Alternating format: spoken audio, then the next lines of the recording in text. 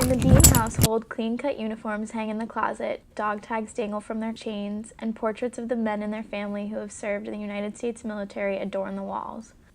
Serving runs in Ryan's blood. It is a lifestyle that was instilled in him from a young age. He has seen his family go in and out of all military branches. I've always wanted to, since I was younger, just to go into the military. Just coming from the family of a bunch of people in the military, whether it's Army, Navy, Coast Guard, whatever. Ryan's grandfather, Ben Guthrie, served in the United States Navy. The men who served side by side with him are still a part of his life today, 60 years later. He actually just lost one of his legs not long ago for amputation, and all of his buddies that he still talks to, they all flew down to Florida and they all visited him. So that's probably what sticks out to me the most, is just talking to my grandfather about how he was overseas and met his best friends that he's never going to be able to forget, and then I know they'll never be able to forget him. And that's something I wish I could have had as well. His other grandfather, Borden Deane, served in the Army. He has uncles who served in the Coast Guard and the Marines who now work as police officers. His father aimed to be a Marine, however he was unable to be recruited due to physical complications. His brother, Brandon, is in the Army National Guard. Not his actual official dog tag because he keeps those with him, but this is just one he got out there that has the Army values and the warrior ethos, which stands: I will always place the mission first. I will never accept defeat. I will never quit. I will never leave a fallen comrade. And then the Army values of loyalty, duty, respect, selfless service, honor, integrity, and personal courage. Which those are probably the greatest values someone could have. They all are doing it for the greater good, the protection of our safety for our country. And I always admired that from them, that they're risking their lives so people nowadays can just live their own lives here, whether that's loving this country or hating this country. They're protecting it regardless. And I just think there's no greater sacrifice than that.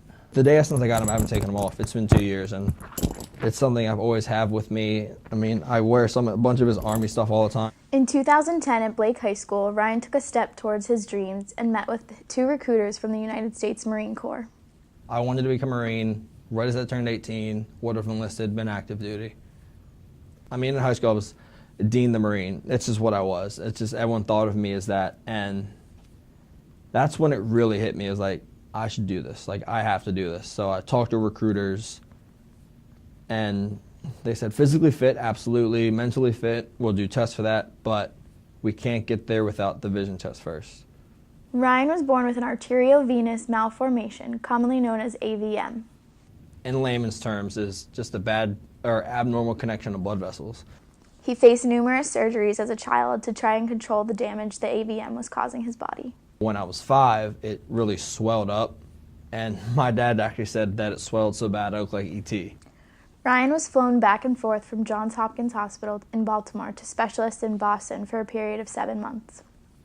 Total of 9 surgeries, what they called embolizations, just for this particular AVM that kept reopening. During what would be the final surgery in a series of attempts to close the AVM, Ryan's family knew something was wrong. Hours after his surgery was supposed to be over, he was still on the table. Eventually, a doctor came out to the waiting room to inform his distressed parents of a complication that had occurred. I was under and everything. I started to hemorrhage, which is just bleeding out, and it's not supposed to happen. So if they didn't do what they did, this interview would not be happening right now. They just had to cut all the blood flow right off at once to where it was bleeding from, and doing so, it ruptured the optic nerve in my right eye because the AVM was in the right side of my brain. So ever since March of '99, I have been blind in my right eye. Ryan learned to adapt. He never felt like the loss of vision in his right eye hindered him. I've done through sports all through my life. It's never stopped me before. Nothing's ever stopped me. And I went and did the vision test. I was like, by the way, like, I have contacts in one eye so I can see correctly. Hey, what do you mean one eye? Well, I'm blind in the other eye. He goes, oh, like, is it like corrected? Can it get up to 20/40, the minimum standard? I was like, it can't.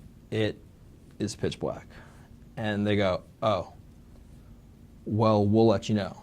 And at that point, I'm like, that's thanks for coming out, but we can't take you. It cut deep. It really cut deep.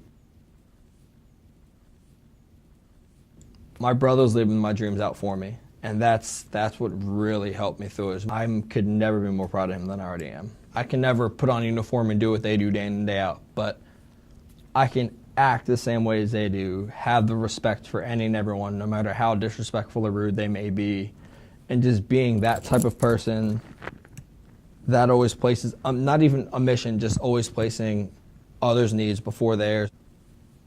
So you're a Marine without the title, without the official title? Absolutely. Abso-fucking-lutely.